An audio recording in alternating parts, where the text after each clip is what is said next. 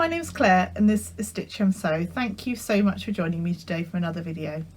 Now today's video is a Friday Sews video, and Friday Sews is where we can talk about a little bit about sewing and a little bit about life. So that's what I've got for you today. And if you search the hashtag Friday Sews, you'll find a whole host of us posting under that hashtag, which was originally created by the lovely Jen from Today in Jen's Sewing Room. So I have got some sewing to show you, I've got some life to catch you up on, and I've got some sewing plans. So I think we'll start off with a little bit of life and where I've been for the last couple of weeks, because I didn't manage to do a Friday Sews last week. So a week last Sunday, so nearly 2 weeks ago now, I had a bit of a DIY disaster, a little bit of an accident, and I was crouched down on the floor sorting out some stuff, and there was a plank of wood that was sort of stood up, and for some reason, and I don't really know why, it had been stood up for hours, it decided to fall over.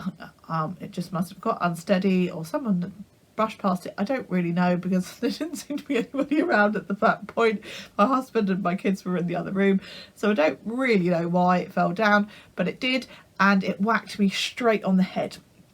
So as it was a long piece of wood, and it sort of twisted and turned, and it caught me right at the end of the piece of wood as it was falling. So I kind of got the full force of the piece of wood, and that resulted in obviously being very painful at the time, a whacking great big sort of lump on my head to begin with, obviously a headache, and over the next few days that lump sort of moved down, and then that was, you know, it was obviously very uncomfortable, very painful, had quite the headache for a good few days, and then after a few days emerged two very black eyes, and a very bruised and sort of swollen nose area, so very unattractive, hence why I was not recording last week. Now the beady eye amongst you might recognise the fact that I still look like I've got a little bit underneath. Now I've tried to cover up as best I can with makeup, but some of those bruises are quite dark, and my makeup skills are not the best. I'm sure a makeup artist, or somebody even that's just a little bit more skilled, would be able to cover them up, but I haven't quite managed it. So please don't focus too much on the bruises, and we'll get on with what I've been making, etc. You'll also notice that my backdrop is very slightly different. I've moved slightly around. My sewing space has sort of changed a little bit. We've done a little bit of furniture removal. My size of my desk has been extended to allow a dedicated sort of spot for my computer for when I'm working at home, and a dedicated sort of spot on an L-shaped sort of desk for my sewing. So that's really exciting, but it does mean obviously my backdrop looks a little bit different. So I will at some point perhaps do a little sort of sewing space tour. I don't have the luxury of a sewing room, but I am very lucky to have kind of a dedicated space for my sewing, which I don't, not everybody has. So I, you know, obviously I'm very pleased that I do have that. So let me crack on with what I've been sewing since I last saw you. So I've done quite well considering. So I think literally just after I last spoke to you on my Friday Sews, a few days after that, I managed to finish my coat. Well, maybe it was a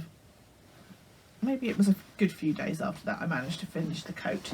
So if you've seen my January makes and my February plans video, I showed this coat in that, and it's all finished now, and I'll pop a picture in of the coat in its fullness. I don't know whether I will have managed to have got my husband to model it by now. He's a little bit camera shy, and certainly if I've managed to get a photo of him in it, then I will have blurred out or put an emoji over his face, because he's a little bit camera shy, shall we say.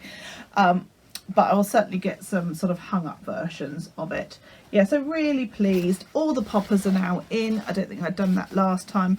I've finished off the sleeves, and they've got all the little cuff bits on.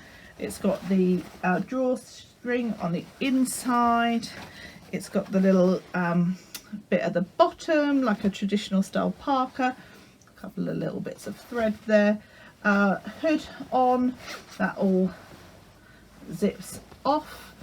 So yeah, really chuffed with this one. As you all know, those of you that come to my channel week after week, this has been quite the labour of love. It's been a long time in the planning and in the making. I think it was sort of May, June time when I originally agreed to make it. I made a toile, I don't know, a couple of months after, just out of some white cotton fabric, and then it took me ages and ages to cut it out. Then it sat cut out for a couple of months, etc. But January has been the month and I've made it.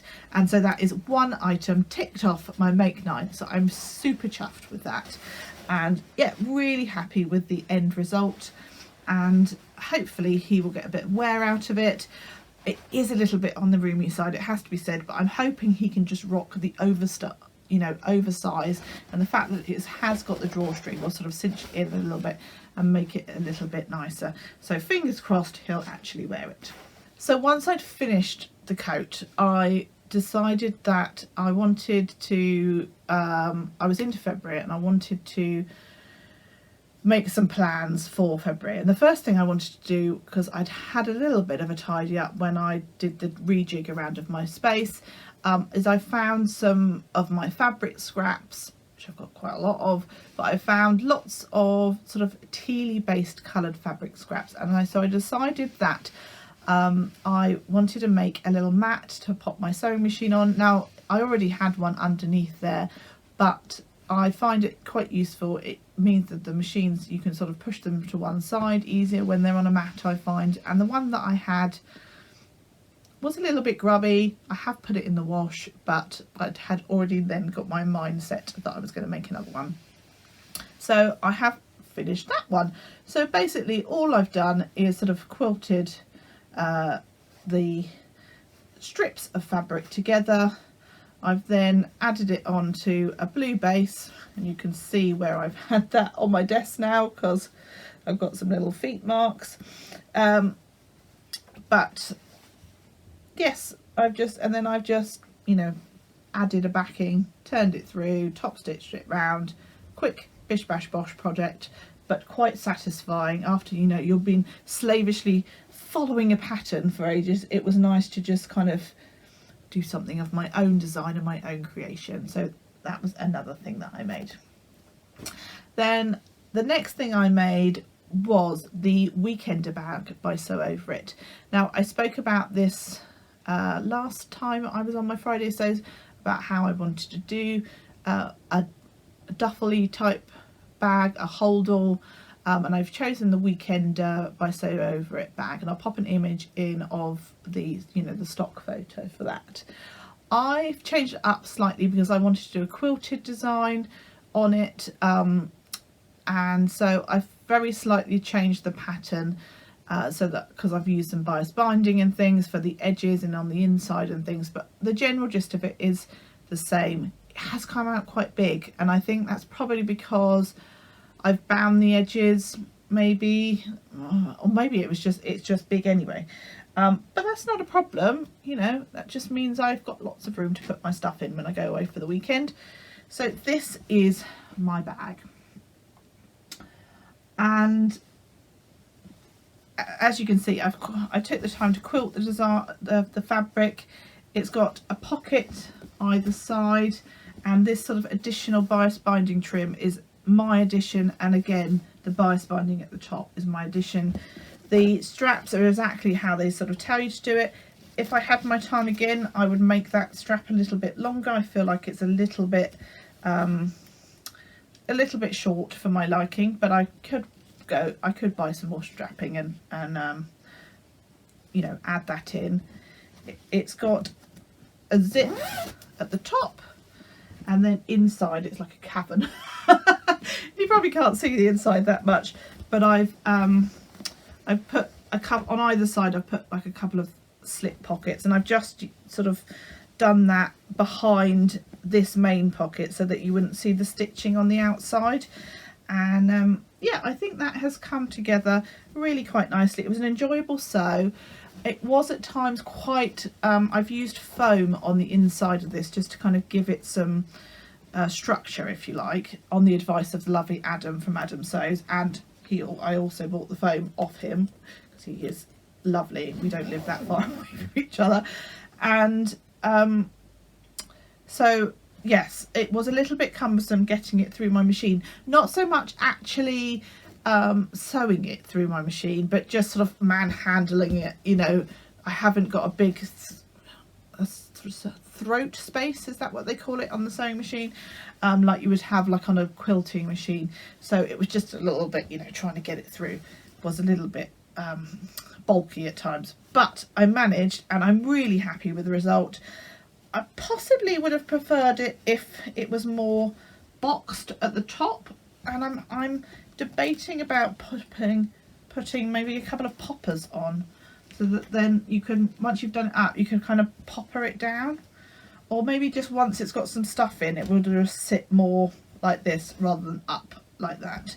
Anyway, so I'll just live with it for a little while and decide what I like. But yeah, that's my Weekender bag by Sew Over It, and my slightly hacked design, and that is another make for my Make 9. So that's 2. Hurrah, hurrah, hurrah. Right, and I've made one more thing since I last spoke to you, and that is the hot chocolate hoodie pattern for my younger son in this gorgeous Spidey Friends fabric, which is my younger son's, one of my younger son's favourite programmes, and I think he's going to really like this one. He hasn't seen it yet.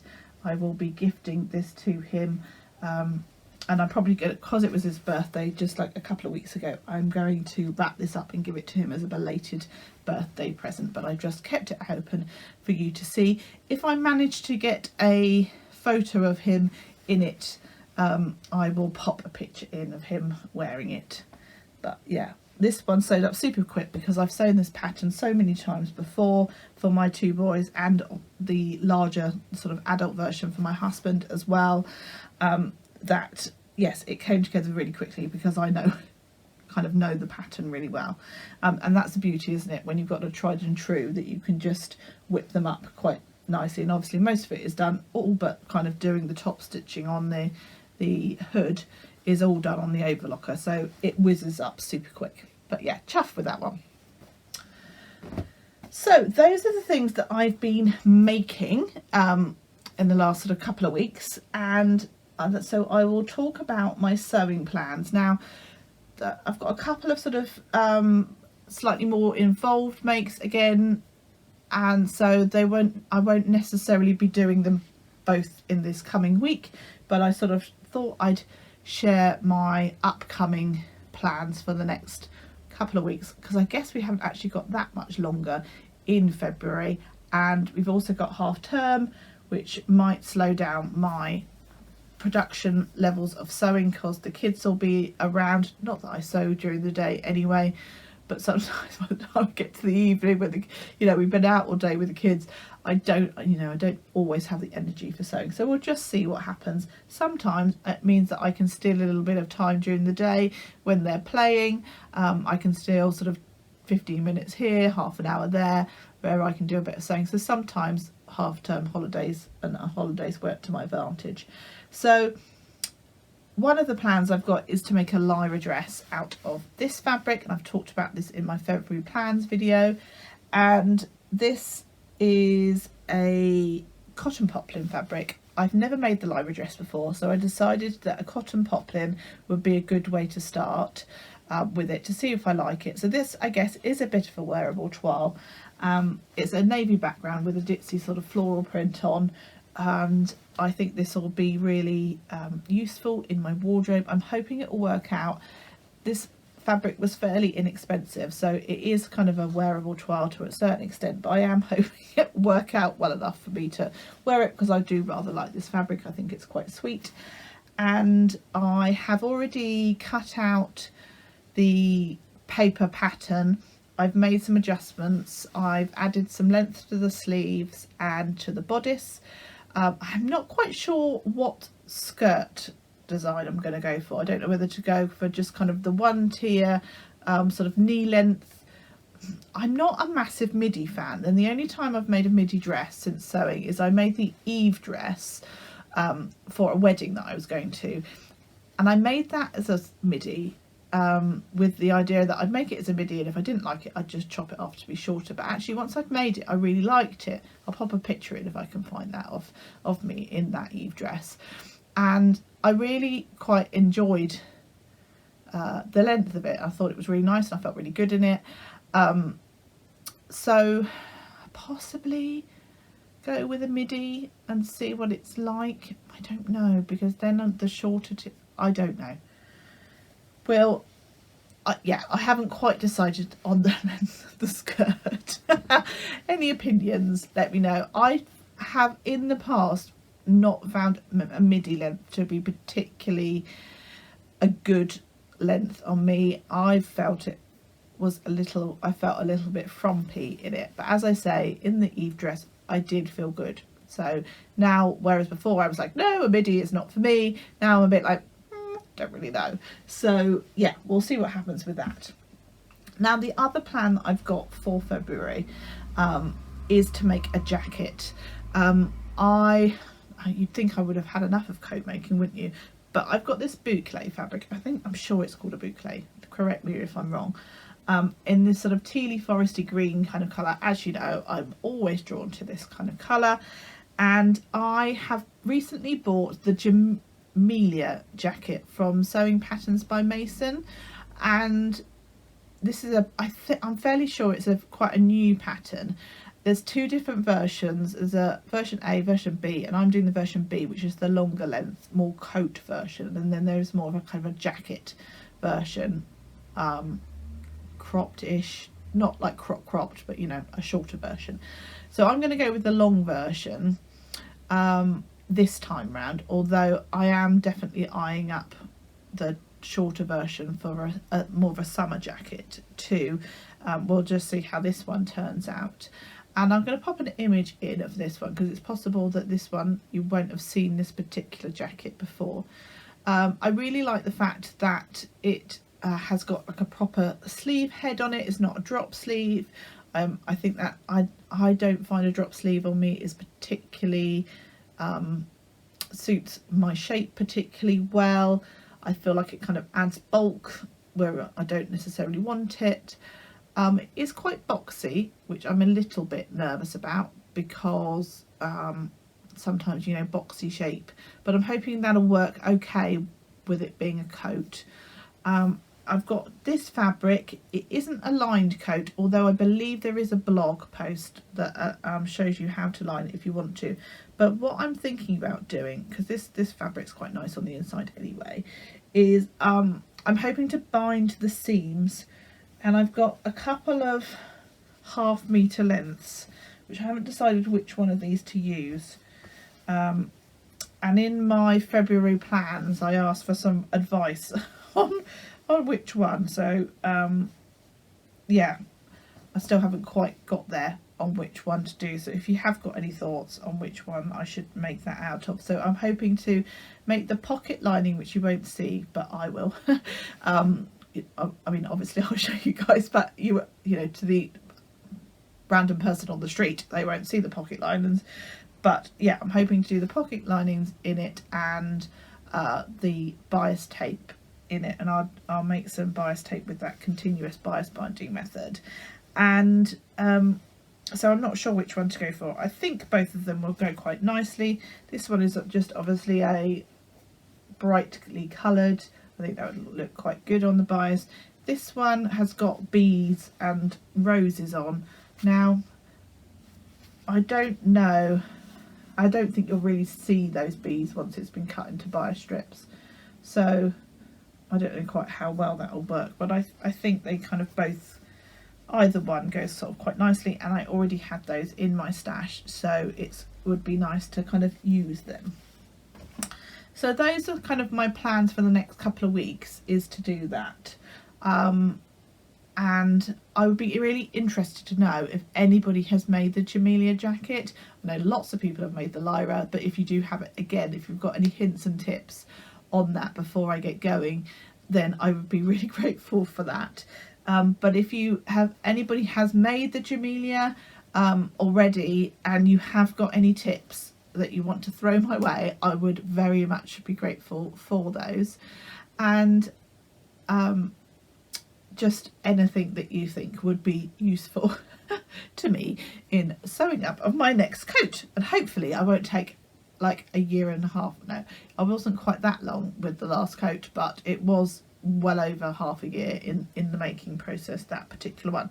So hopefully this one will get sewn up reasonably quickly, because obviously I want to wear it whilst we're still in the colder weather, although because it's not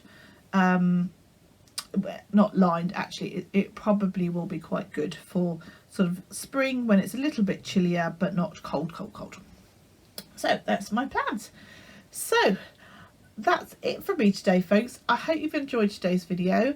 I hope you will come back next week and see how I've got on. If you have liked today's video, please do give me a like. If you haven't subscribed, I'd really love it if you would consider doing so. I hope you managed to fit in some sewing this week. Let me know what you're up to.